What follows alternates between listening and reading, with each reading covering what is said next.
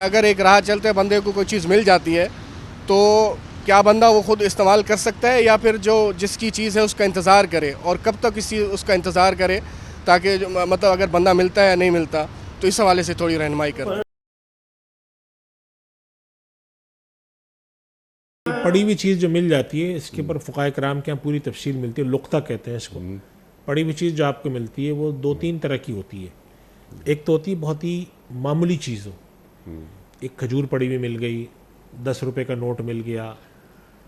تو ایسی چیزیں ایسی ہوتی ہیں کہ ان کے بارے میں جو شخص سے گر جائیں وہ عام طور پہ اس بارے میں اتنا پرواہ نہیں کر رہا ہوتا کہ بھئی اب ایک آدمی جا رہا ہے، اس کے پاس سے سامان تھا، اس میں سے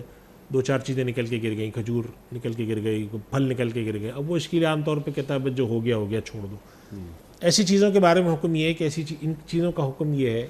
کہ مل جائیں تو پھر یہ کسی کو دے دی جائے۔ اس کے لیے اس کی تشہیر کرنا، اخبار میں اشتہار دینا عملاً ممکن نہیں ہوتا، تلاش بھی ممکن نہیں ہوتی۔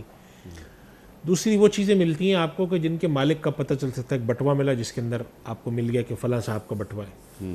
تو پھر ان سے رابطہ کرنا، ان تک پہنچانا ہی ذمہ داری ہے۔ کسی بھی طریقے سے پہنچائیں، اگر آپ سمجھتے ہیں اس میں کوئی خطرہ ہے، کوئی گواہ بنا دیں، کسی کو تھانے میں رپورٹ کرا دیں، جو بھی طریقہ ہے اس کا۔ ایک تیسرا یہ ہوتا ہے کہ ایک چیز ملی آپ کو لیکن وہاں پہ کوئی علامت نہیں ہے، کہیں جا رہے ہیں آپ کو ایک سونے کی انگوٹھی پڑی ہوئی ملی۔ اب ظاہر سی بات ہے کہ یہ فیصلہ کرنا کہ یہ انگوٹھی کس شخص کی ہے بڑا مشکل کام ہے، تو اس کے لیے ایک تلاش، معقول طریقے سے ایک تلاش کرنے کا حکم ہے۔